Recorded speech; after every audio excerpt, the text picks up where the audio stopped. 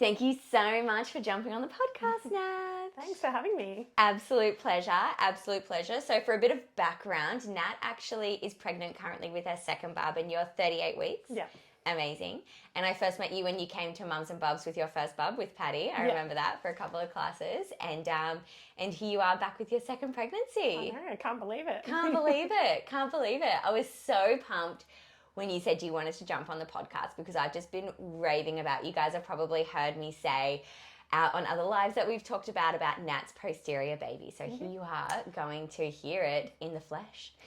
I'm excited to share my story. I love listening to birth podcasts. Yeah. It's an honour to be able to share my story with someone. So cool. So cool. So cool. So let's start. How old's Patty now? So Patty is 2 this month. 2 this month. Oh, cool. Okay. Yeah.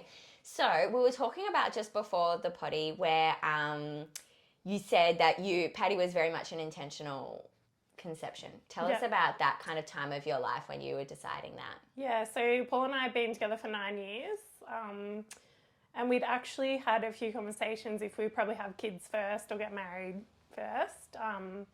But I think we weren't both ready. We still like to have a good time. So we're like, we'll just have a big party and really enjoy it and then we can focus on that next phase of life. But unfortunately, due to COVID, we never got that big party. Yeah. So we decided to start trying. A little bit of a background with my reproductive health. When I was 9, I had an ovary removed because they found a big cyst like the size of, I think it was a tennis ball. Wow. On my right side. That would have been quite painful at the time. Yeah, so I think I was quite sick and then all my symptoms subsided and they were like, maybe it was your appendix playing up. Yeah. And then it all come back with a vengeance 6 months later.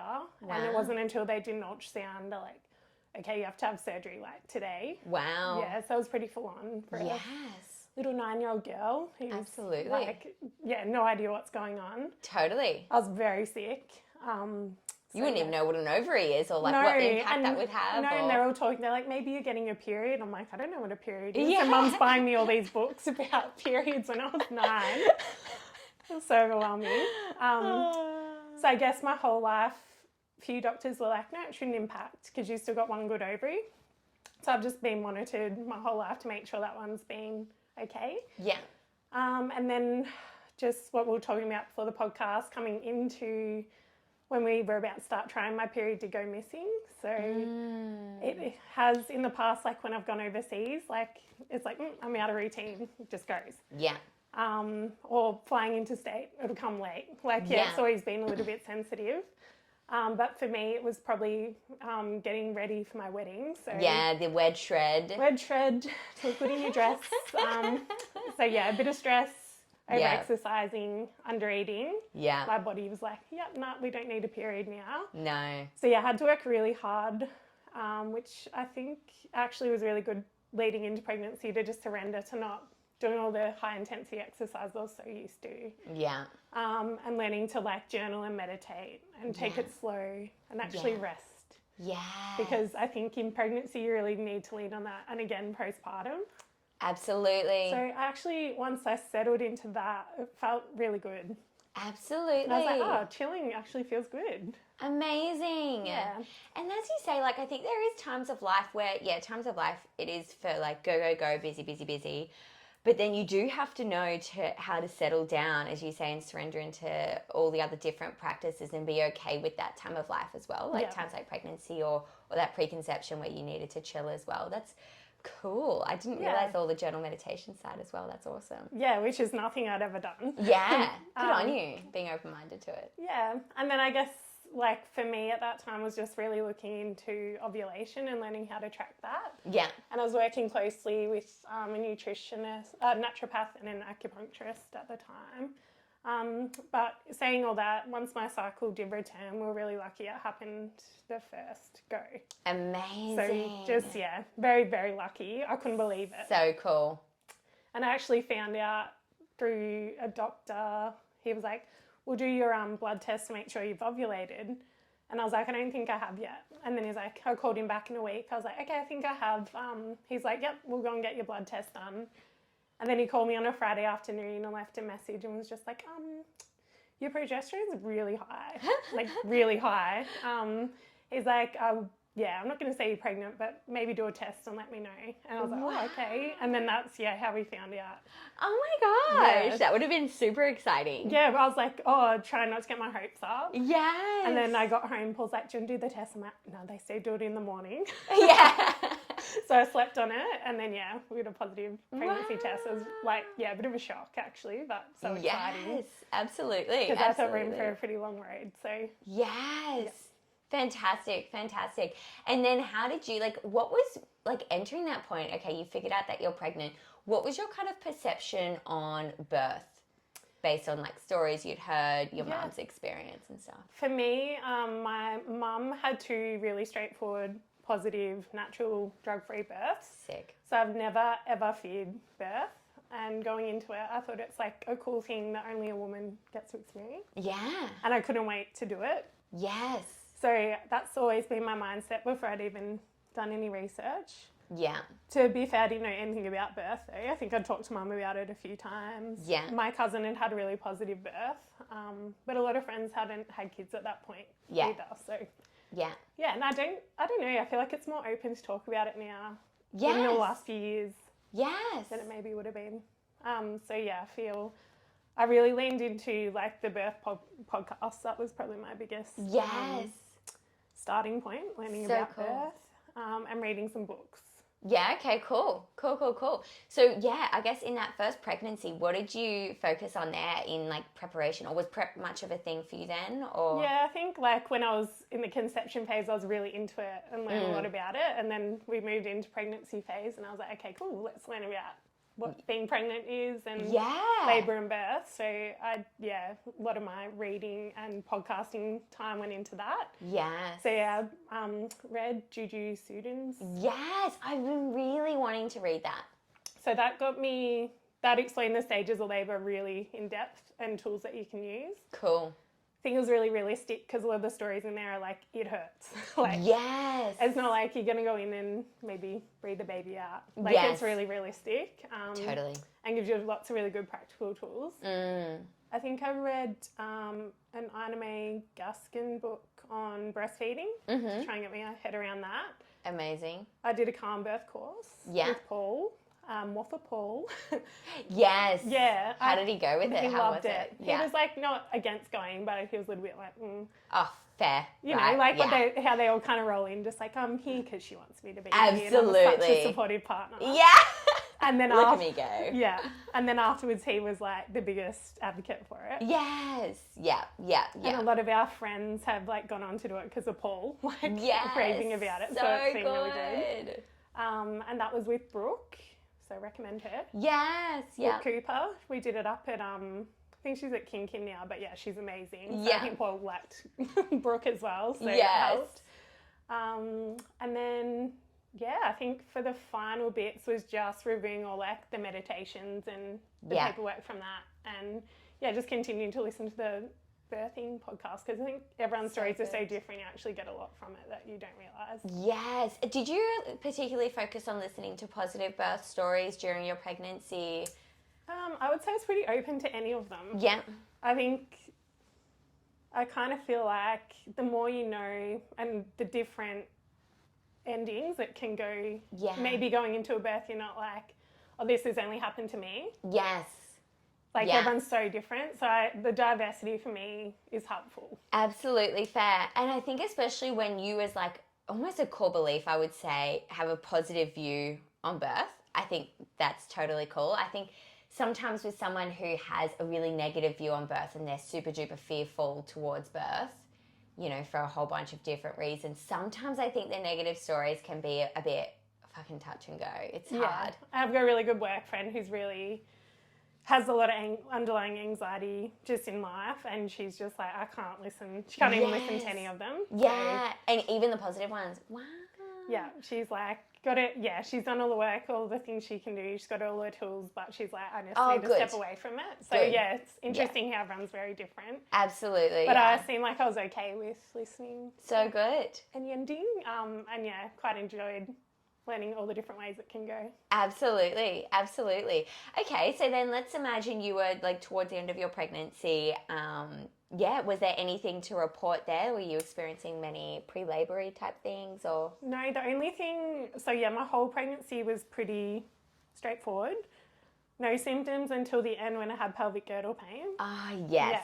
But it was probably more triggered by me because I was still doing a big walk in the morning. Yes. And then be like later that night, I'm like, we probably shouldn't go so far. And then the next day you wake up and you're like, I feel fine. Yeah. Do it again.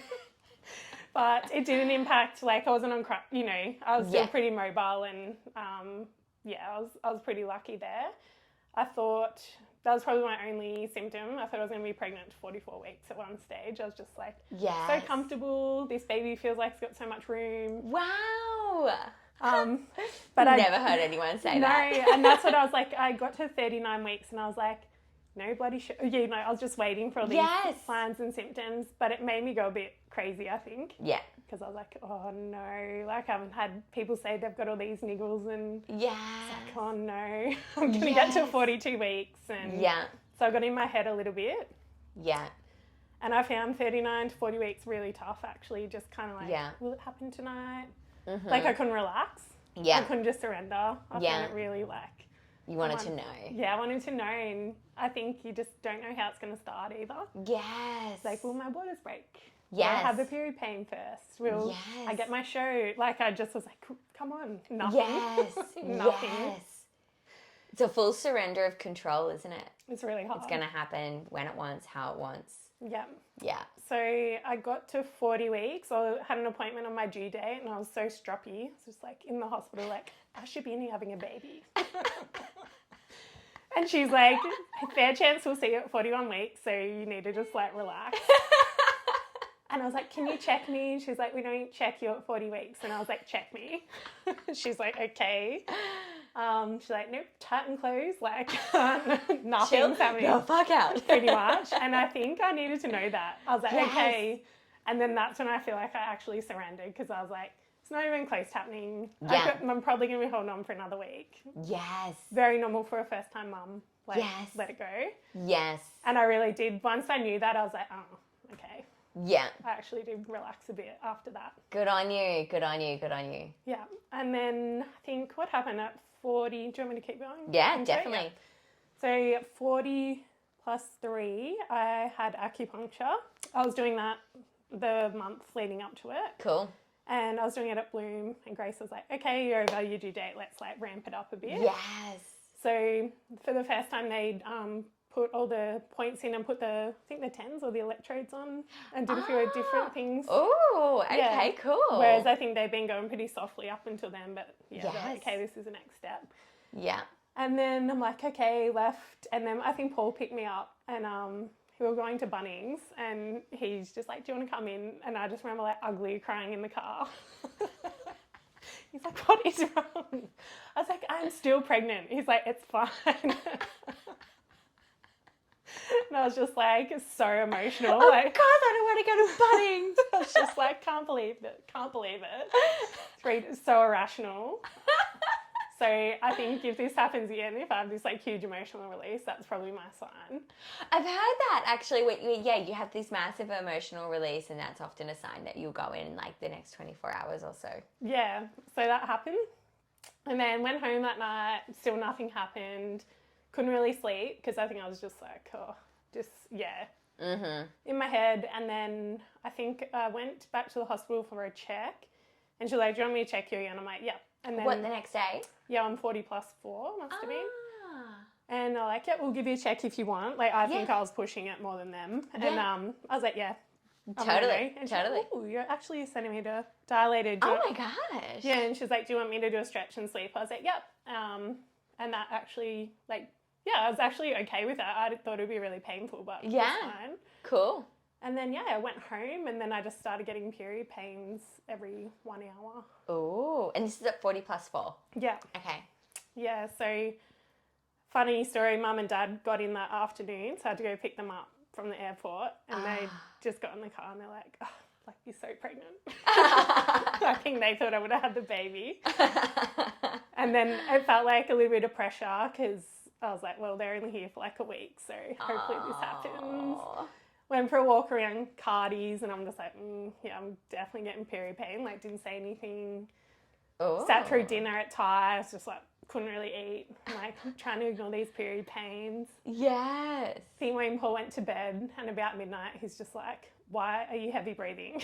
I was like, I think I'm in labour. I just ignored it all day. That's the best thing to do. That's exactly what I teach my mamas in the workshop, is ignore and pretend like you're not in labour for as long as you can. And I don't think I wanted to say the words out loud in case it like went away. Yeah. So I was just like, I'm not going to tell Paul he needs to get a good night's sleep. So then, of course, he sits up. He's like, we're on. Yeah.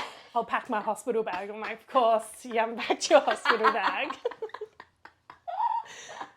Like, you go pack that. And then Mum and Dad are there. So he's like tiptoeing around the house. And I'm like, stuff them. Like, you don't have to tiptoe. This is what they're here for. Yeah, and I laboured in my room. It was definitely early labour. I didn't even call the midwives. Even though they were like consistently 10 to 5 minutes apart, getting shorter, they weren't, I don't know, I was just like breathing through them, moving through them. I was like, this cannot be it. Yeah. And then I am just doing so well at labour. I am so good. Yeah, I was like, I am killing this. I don't know what people are talking about. And then I realised, I'm like, I didn't even call them to let them know it started. I was just kind of like floating through it. Yeah. And then as soon as the sun came up, it all, like I fell asleep, and then I like woke up an hour later and I was like, oh, it's all gone. And yeah, that was pretty, you're like, I just put in so much time overnight. And you got all excited. Yeah. And I found like if I was moving, so if I went and did the stairs or a walk, it'd come back. Yeah. And if I relaxed, it would go away. And so I got into a funny headspace. I'm like, I don't know what to do. Yes. Like, do you relax and just let it come back, or do you try and, I'm already in it. Like, I haven't slept. Should we go? So me and Mum went for a walk, and Mum's like, no, we're going home. Yes. And then I'd try and do the stairs, and they'd come back, and then it would stop, and then Dad's like, ooh, you look rough.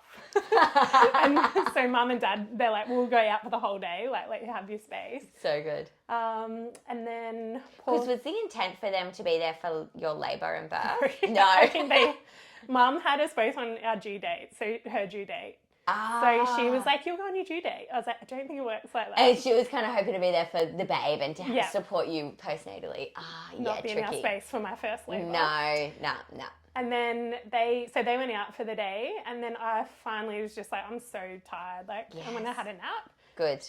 Would recommend it to anyone. Definitely. Rest. Definitely. And then about 1 or 2 p.m. I woke up and I was like, oh my God, they're on. This is a real one. Yes. They woke me up and I was like, oh my God, Paul, like this is it. Like, absolutely. This is the real one. Yeah, so it was just me and Paul at home at that stage. It was, in the afternoon.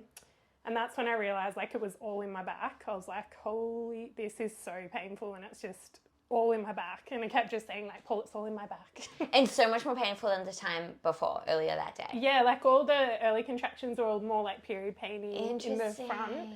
But these are all in the back. And I was saying to you, like I could only get comfortable like leaning over a bench slightly. Yeah.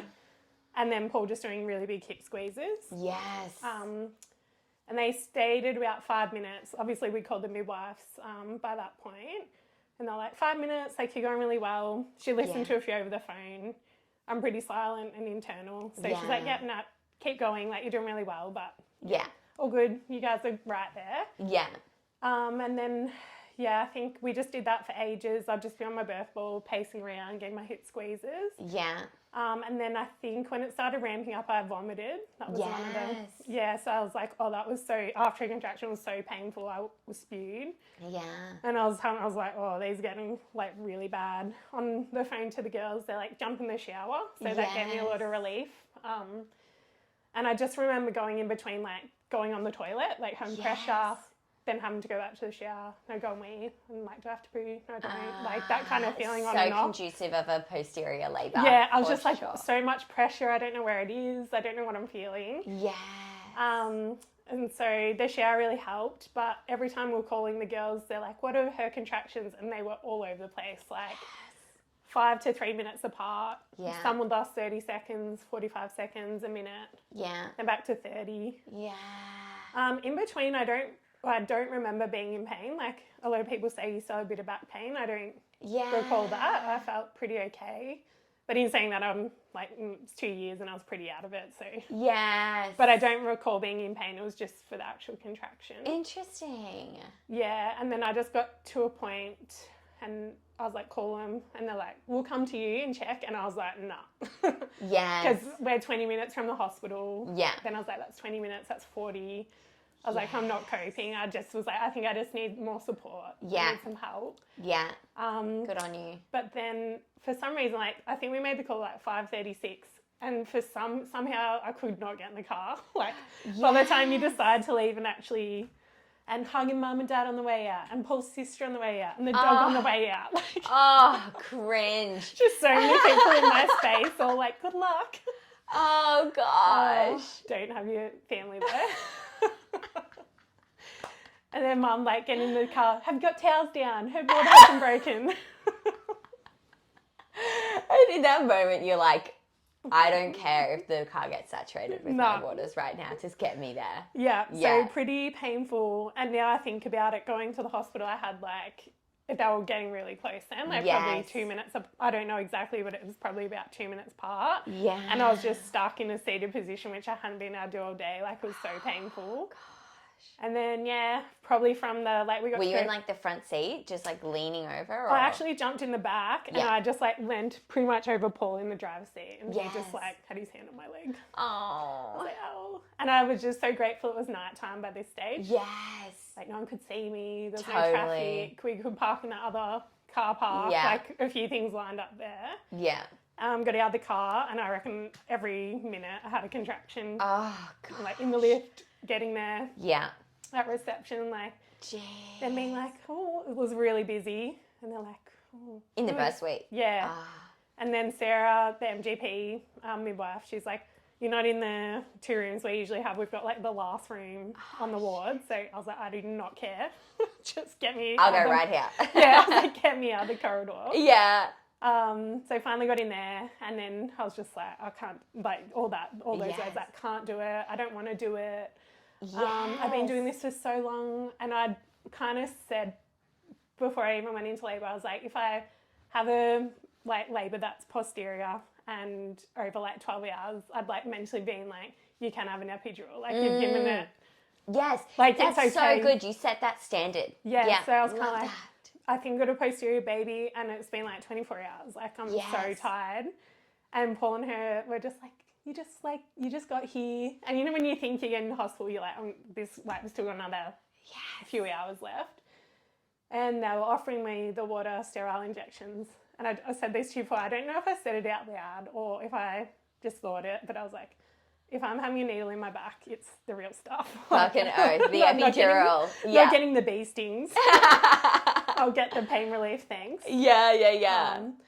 They're like, how about, like, hadn't tried the gas or anything. They're like, just jump in the shower. Yeah. And I was just like stripped off, walked in. Yeah. Paul said he came in and all the like had everything just like wrapped around me. Yes. Like, just let's get you set up.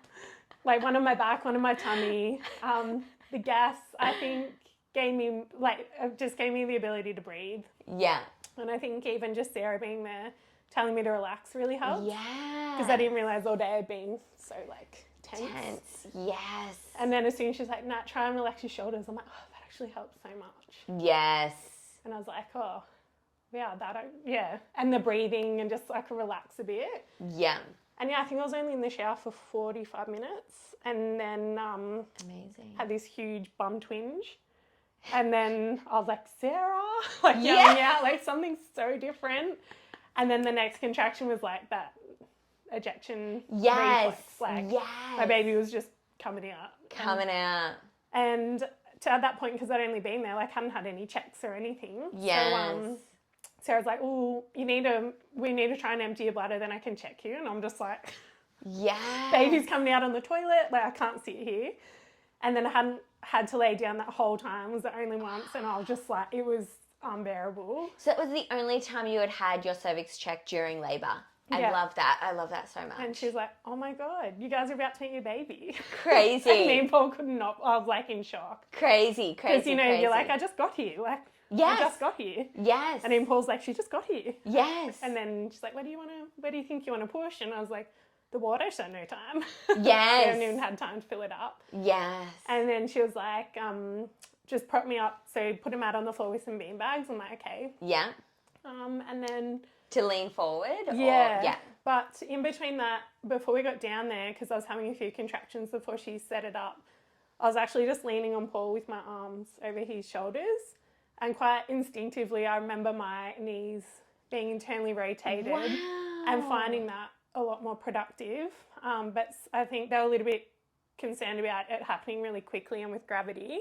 Was that in a standing position over Paul? Yeah.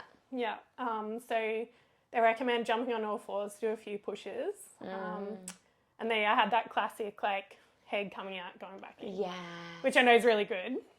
Yeah. It's such a mental thing too. Like, totally. surely this next one, they're like, you're so close, and it'd like slip back up. Yes. So then I jumped back up to standing to just get a few more really productive pushes. Yeah. Which again, I found really, like I was a lot more productive in that position. Yeah. That's instinctually where you wanted to be. I think so, yeah. Yeah. Now I look back. Yeah.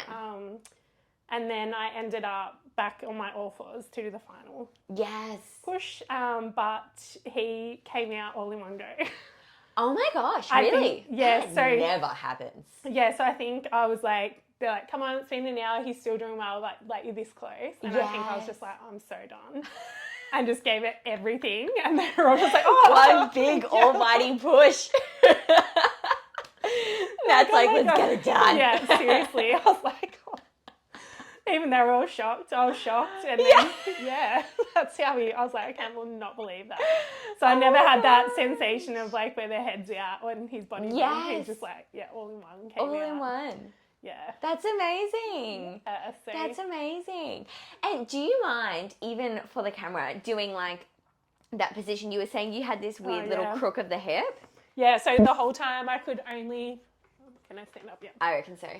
Maybe I'll get a chair to prop. Yeah. Yeah, I felt like I was like literally as far as this. That's as far forward as I could go. Wow. And I'd just be like this in the shower. Oh my gosh. Because the midwives were like on the frame, like, can she sway and like bend forward or like get in all fours? And I was just like, I cannot. No. Like, I couldn't. No. But I think you just did such a good job. And like, were you doing yoga in pregnancy? I know you said you did it before. Oh yeah, sorry, I forgot to mention it was Joy Mama. Yeah. I didn't know about NBC then, but NBC wasn't a thing back then, actually. Yeah, so that's what I was like. There's only her stuff that would really come up. So hers was more, they do it in blocks. Yes. So I did one in second trimester. Yeah. And then the third trimester one was all about active birth positions. But like I said, I feel like everything kind of went out the window as soon as I got into like active labour. Yes, and I just think you just did such an amazing job at being instinctual with your birth. And I just think like that position there, and that's what I feel yoga is so good for specifically. Like there's heaps of other things, but pretty much nothing else can really help you learn to move instinctually. Like it takes time and practice to tune in and to, you know, get good at actually listening and kind of shutting out the logic and just listening to your body and being just super aware of your body and not in the thoughts, right? And I think that was just you listening to your body because, like, as I've said in my videos, like that wasn't necessarily a position that I would think would be amazing for a posterior baby. But for whatever reason, in that position you were in, it just happened to be great. Like it worked, and I think like I physically couldn't sit or be down or on my back. Like there was just no way. So just being upright and just letting it slowly happen over the day. Yeah, and that little foot thing. I was like, I just feel like I can only cock one leg up. It was so weird. And like, because that's creating asymmetry, right, of the legs. So like in my head, I guess I think when baby, I reckon the first bit, like before you had that nap, that would have been babe kind of moving from the right side around to the back, which is why that didn't really hurt. So baby's like going into the inlet. So you did all your ball stuff and that would have really helped with babe getting in that top bit of the pelvis. And then when you felt that back pain, babe was posterior and in that like mid pelvis, which is why you wanted to do that croc hip, because the mid pelvis loves asymmetry. What creates space in the mid pelvis is that asymmetry, which you just did so well. And then babe rotated all the way around. You got that fucking twinge, and the bum twinge. The bum twinge, yes, on the left side, perfect. And that's like babe just spinning around to the front, and then you're fucking good to go. Yeah, and like I don't think I mentioned, he's what do you say, the right side, he came out the right way. Yes, anterior. Yeah, Anterior, OA. yeah. So we had to go all the way around. Yeah, so he got there in the end. Because I know some people birth, like, with them in posterior. I didn't have anything like that. But, mine labour was pretty much the whole time was getting him to get to that position. Exactly. It took a long time. But it took a long time. Yeah. It took a long time. Oh my gosh, so amazing. Did you have any like tears or anything with him? Yeah, so I think I'll put that down to him coming out all in one go. Yeah, fair call. So I had a 2nd degree, it wasn't directly down my perineum, like to the side. Yeah. Yeah. So kind of ideal. Yeah, ideal. And it healed, my stitches and everything healed okay. But I definitely did have some like pelvic floor dysfunction after birth.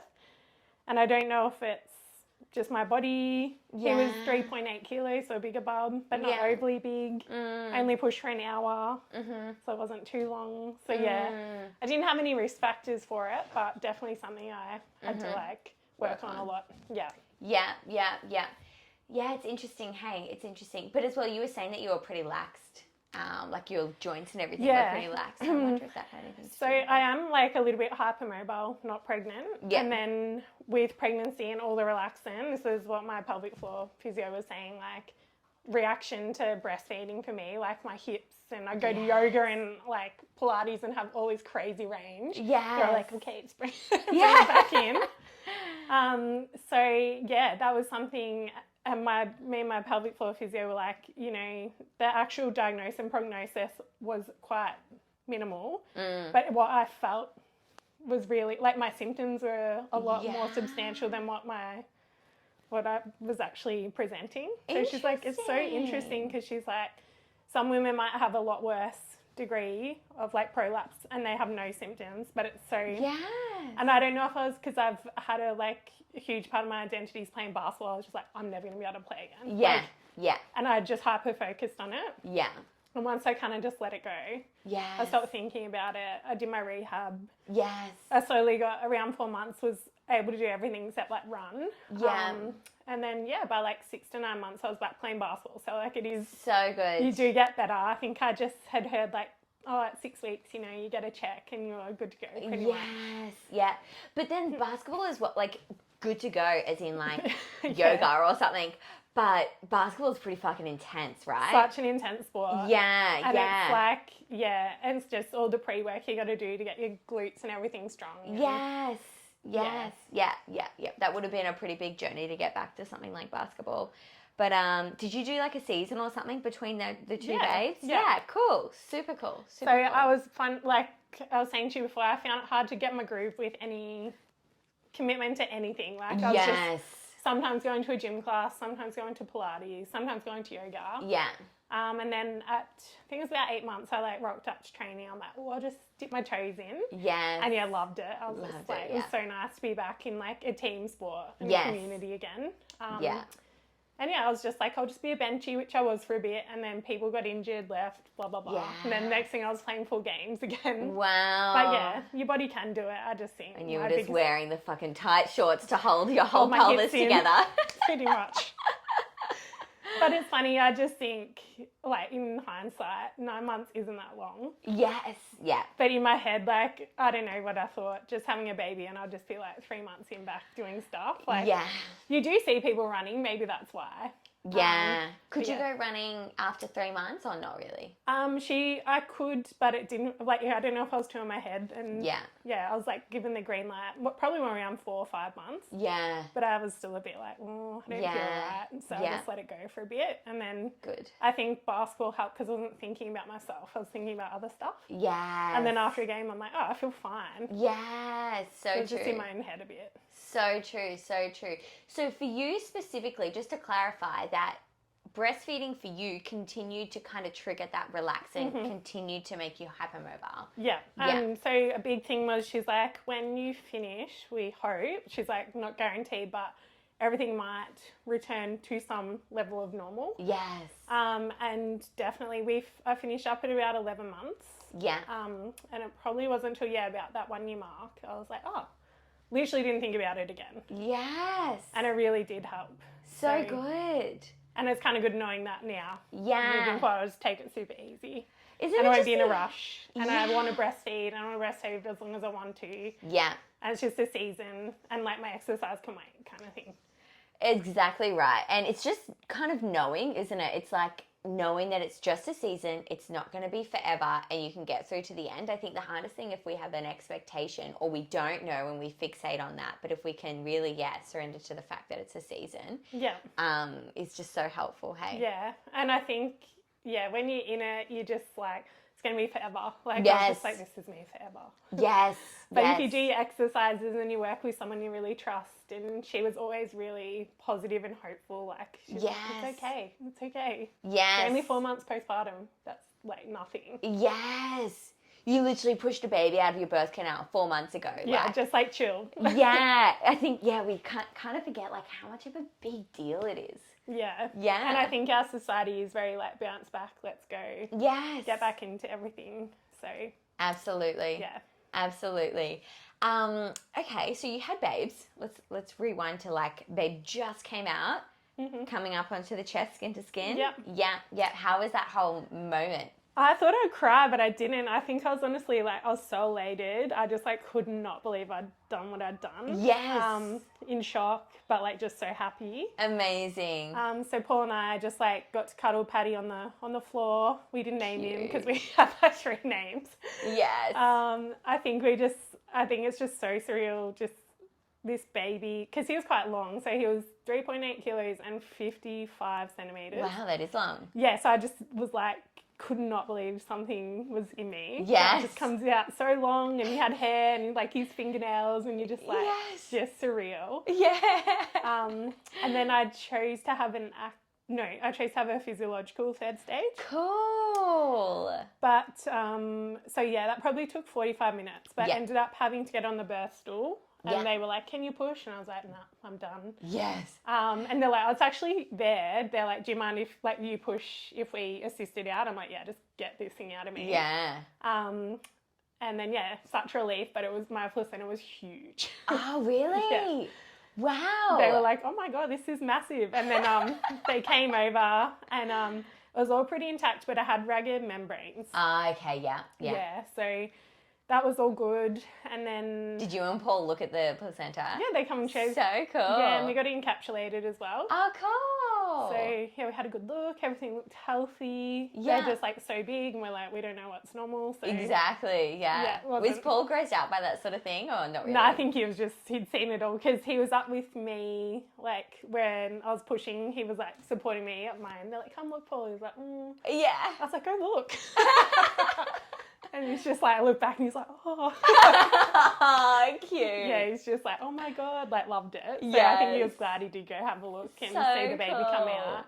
So cool. I was like, would you catch the next one? He's like, no, we wouldn't go that far. Yeah. So looked at that. That was all good. And then probably the worst part of my birth, like, is the next bit where you like have to get in the stirrups and they check. And then I hadn't had any drugs, and they're like, here's a local. And you're like, I don't want a needle anywhere near my vagina. Yes, yeah. And they have to sit you up and do the local. Yeah, that sucks, hey. So, I was loving the gas at that point. Yes, good. So, had a good, like, we got that, like, nice 45 minutes on the floor with Paddy. And then he came over to the bed. So, I had a big cuddle. And that's when I felt, like, I don't even know if I want to say this. Paul's like, you just... a little bit like a piece of meat.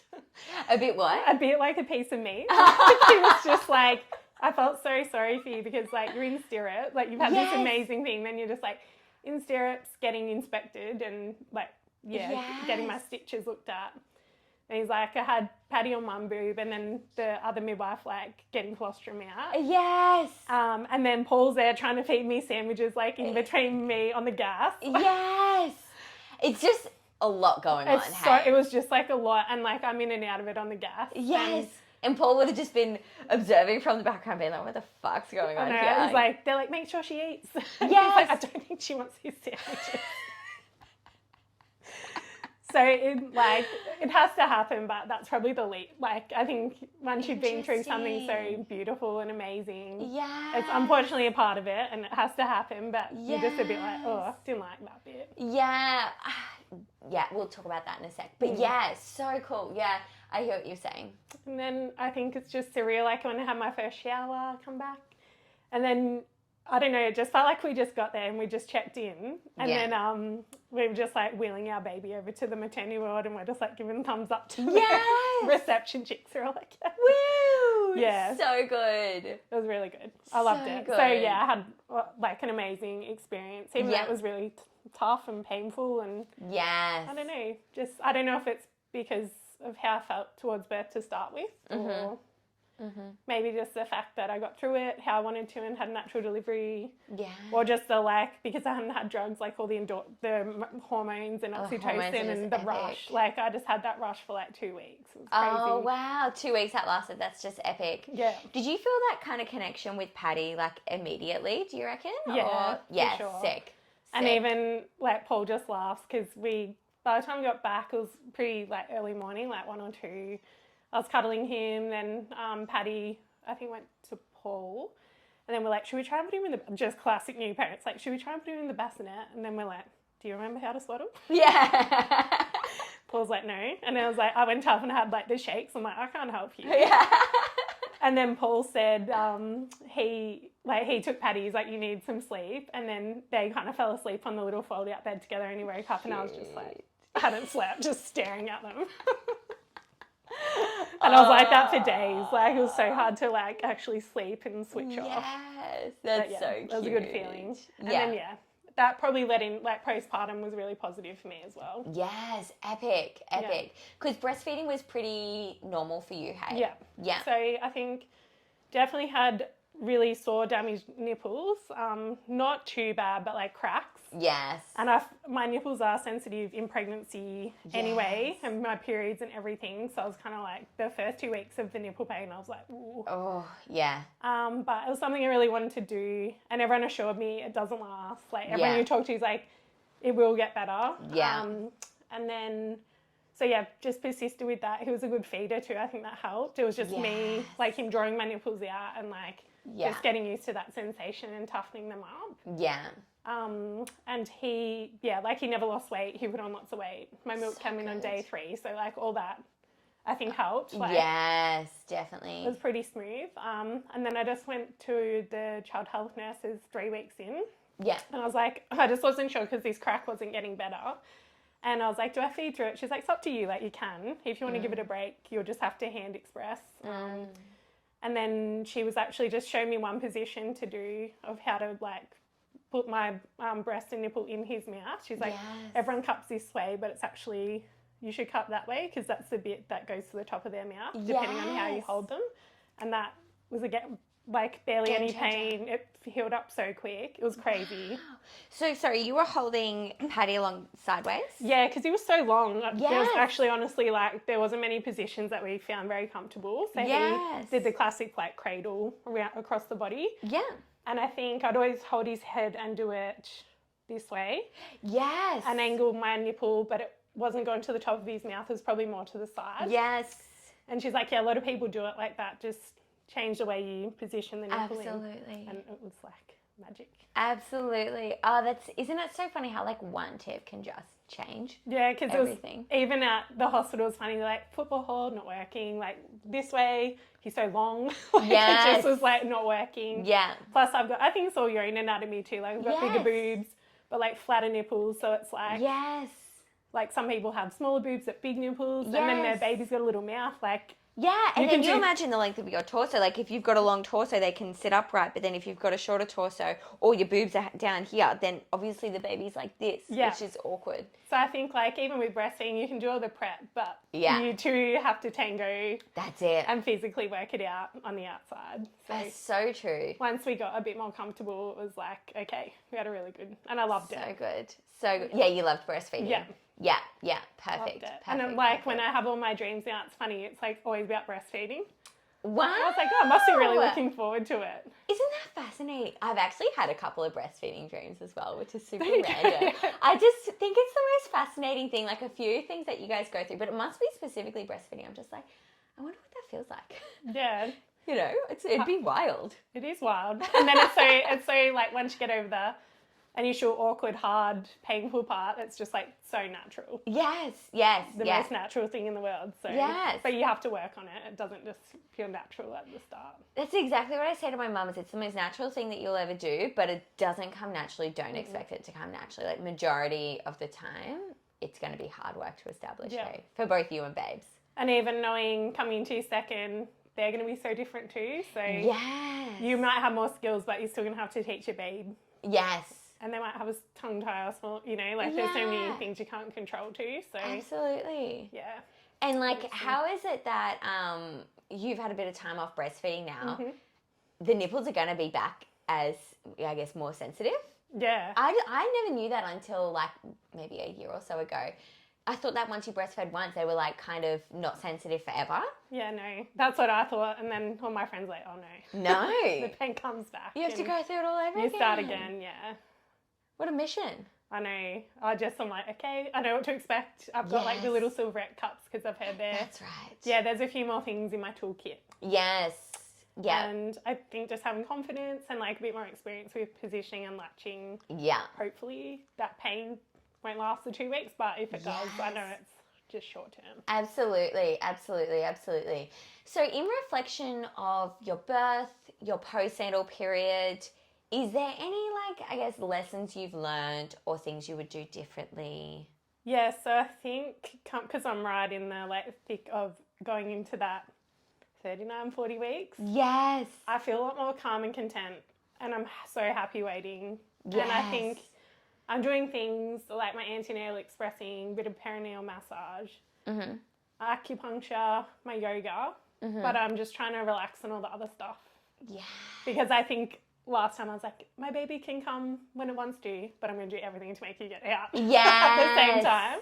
Whereas this one, I'm like fully just surrendering to it. And I don't know if that's because I've already got a 2-year-old and it's hectic. Yeah. And I'm you haven't got as much time to think about it maybe. Yeah, and I've just got this like, it's just us three for the next little bit. Yeah. Yeah, so this side I'm loving and the next side I'm going to love as well. So I just feel like a lot more calm and content. Yes. So it'll be interesting to see how I feel in the next few weeks. So that's where I'm at the moment. Interesting. Postpartum, I think we did it well. I just, like for me, I like to be, my last postpartum, I was actually really content being at home. I don't know if it was because it was winter. But that first 6 weeks, I rarely, like I might have gone out for a quick walk with Paul, but I liked more people popping in. Yes. And I'd just bring coffee, I'd hang out, I'd feel like I had my social for the day. Yeah. But I didn't have to get dressed or like put any pressure to be anywhere. Yes. So I think I'll be the same. And I don't know if that was because I had to learn to really slow down and just go with the flow. Yeah. But you still liked being social and around people. Yeah. Because we should say that this babe has the same birth date as Patty. Yeah. Due date, at least. Yeah. So that'll be interesting to see how it goes. Yeah. But, wait, is it the same due date as Patty or the same due date as his birthday? Same as his birthday. So Patty was due on the 18th, came on the 23rd. Yeah. This one's due on the 23rd. Okay. So I was like, maybe it'll come on the 18th. Yeah. Imagine that. I prefer a different day, but if the 23rd is a special day for us, it must mean something. How interesting. Yeah. How interesting. And what was I going to say? I was going to say something.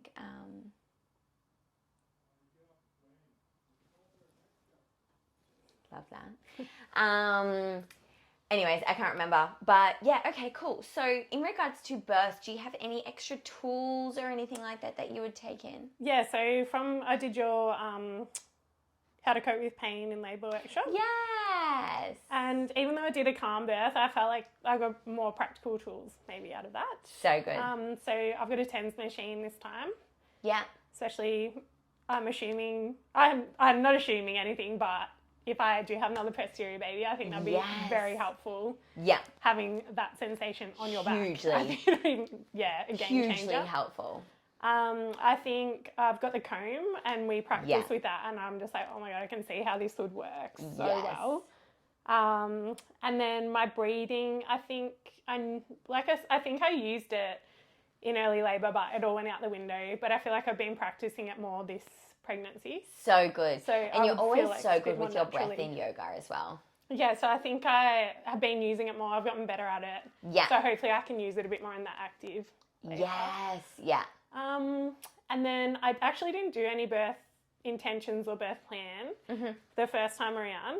And I don't know if that's because I kind of knew what I wanted, but I didn't want to get fixated on something. Yes. Yeah. Whereas this time I've done it more just so everyone can help remind me with the tools I'm using. Yes. So it's very focused on first stage. What do I want you to remind me to do or help me do? Second stage, around pushing at my perineum. Yes. Like the compress and making me slow down. Yes. And not pushing my baby all out in one go. Yes. Great. I'm glad that you reflected on that because that was something I was going to mention. Sick. So I've been like very intentional about, I want a lot of, hopefully we can get in the water. Yeah. And like, if I can't, lots of compress support and just, try and make me slow down at that point. Yeah. And using my breath there. So. Yes, so good. And then third stage, interestingly, even though I had the physiological third stage, I don't know if I want to have an active management to get it done. Then we can just really enjoy that hour. Valid. Because I guess last time I felt like it was a little bit interrupted being like, still in there. Yes. Have you felt anything? Having to get on that really uncomfortable birth stool. Like it's with your baby and like they're like, you try and pull it out. And I was like, I can't. No, I'm tapped out. I couldn't even imagine that. I was like, a bit too much. And I think they were like, because there must be a policy at hospital, like they don't want to break it. So they're they're just kind of like, oh, okay, we'll do it. I think we often do that. We put the ball in your court. It's the same with like the vaginal exams. We have to do vaginal exams on the bed. But if we're like, oh, if you just slip your fingers in and see if you can feel the head. Yeah. It's just such an easier way to not interrupt you but still kind of know what's going on. Yeah. Interesting. So I've just said in the birth intentions, like I'm open to both. I'll be guided. Yes. What they're thinking on the day. Yes. But yeah, and then just like sometimes you feel like you're writing the obvious because I feel like at school they've got really good practices, but definitely just you can't be too obvious. Yeah, exactly right. Like they know most people want delayed cord clamping and that like golden hour. Yeah. And the first breastfeed and all of those things, but I think just pop them in. Yes. And then you all know you're on the same page. Yes. Maybe I feel like that because I am with the MGP. And I know the midwives I'm most likely going to have on the day. Yeah. But she was like, even though we know, definitely put everything in writing because it might not be us on the day. So good. Yeah. It's interesting writing one this time. Yeah. And I love you calling it birth intentions. I haven't heard that before, but I think that's really nice. By the way, feel free to put the fan on. It's just behind you. Oh, yeah, I'm so hot. Behind your head. It is heating up a lot in here. I love all that because that was something I was actually going to mention. So I'm super glad you brought that up. Is that you said the last time the worst part was the being sewed up afterwards and the whole local anaesthetic, etc. And the fact that you only had a second degree considering the scenario is pretty sick. So this time, if you were to like take it a bit slower, you could very potentially have no tear or a small tear. Yeah. And sometimes small tears don't even need to be sutured. So imagine if you got to skip that kind of whole experience. So yeah, I love that you've got that in there. And then the fact as well that you're considering going in the water would really minimize the risk of tearing as well. As like taking it slow and doing it little breaths. Yeah. So good. So good. I think I was like, because it was, the first time it was just like such an effort to try and get him over that last bit, whatever was stopping. Yes. Yeah, the force was just like too much at the Absolutely. end. And as you said, you liked standing up before, but then you were kind of, I don't know, for like pressured maybe or whatever to be on all fours or encouraged to be on all fours. Maybe even just following like what your body was telling you to do. Because when you're standing and you've got that internal rotation, you're gathering all the skin in the perineum. So it's got more room to stretch rather than if you're leaning over, it's kind of stretching that little bit more just from the position. And I'm just hoping now I've done it before. I might have a bit more confidence to be like, oh no, this feels good for me. Whereas I was a little bit like, wherever you think I need to go. So normal. Normal. Yeah. And I think they were trying to protect my perineum because they were like, if it comes really quick and he's big and it's upright, you might have a high risk of tearing. That's like where they're thinking was Totally. So I was like, oh, totally don't want that. So let's go back to where it's a bit more controlled. Yeah. But yeah, and I don't know how I feel in the water because it's like, it'll feel better in some ways, but then I feel like you won't have as much grip.